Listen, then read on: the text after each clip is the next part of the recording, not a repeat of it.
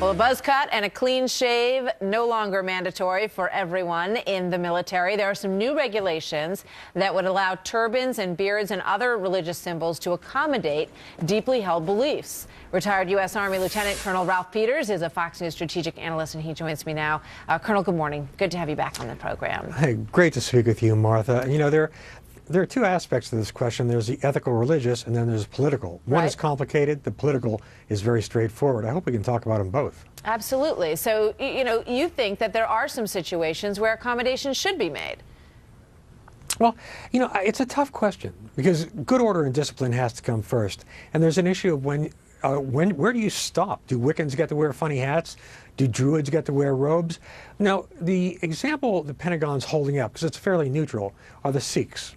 Turbans and beards, according to their religion. Now, I'm glad Sikhs want to join our military. Sikhs have a long tradition of being really tough, noble warriors, centuries.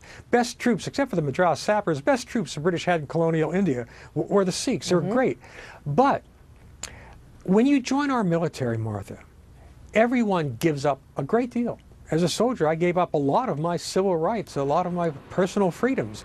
Now, let's turn it around and say, let's consider a group that nobody considers anymore, Christians.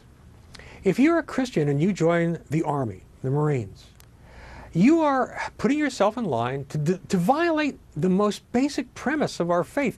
Thou shalt not kill. You're putting your immortal soul at risk. Now, that's a little bit more important to me, I think, than a beard would be. My point being just that when you join the military, there are compromises, there are dispensations.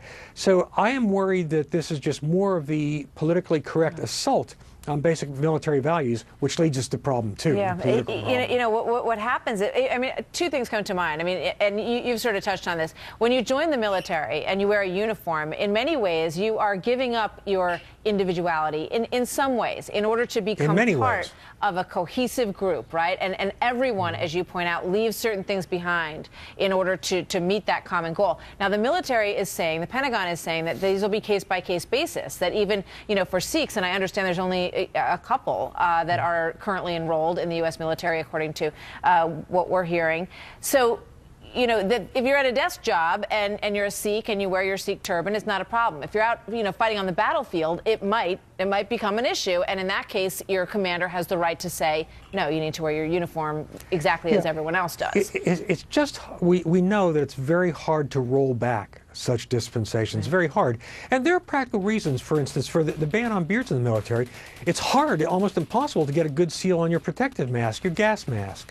But I think that while the ethical and religious issues are a gray area, they're very tough. And I can really see both sides of that. The bigger problem for me is that Team Obama's base, looks at our military and sees a large self-selecting conservative group because, young liberals don't join the military, they join Facebook. And this is one group that's overwhelmingly conservative by nature, not radically so, which Team Obama, this administration, has tremendous control over and can use for social experimentation. So you saw moving gays in the military, and I have no problem with that, by the way, as long as they sign up for the full program and aren't just making a political statement.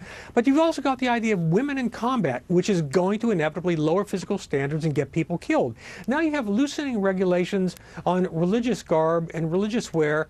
And, if a Christian says, well, gee, I believe in the Knights Templar, I want to wear a red cross on my left breast. How's that going to go down in Afghanistan? Extreme example. But I really believe that good order and discipline in the military require a reasonable degree of uniformity. You start making exceptions, and you're on the road to real trouble. There's a lot of obvious controversy in this whole thing and in those issues. Ralph Peters, Colonel, thank you so much. Good to have you here as always. Thank you, Martha.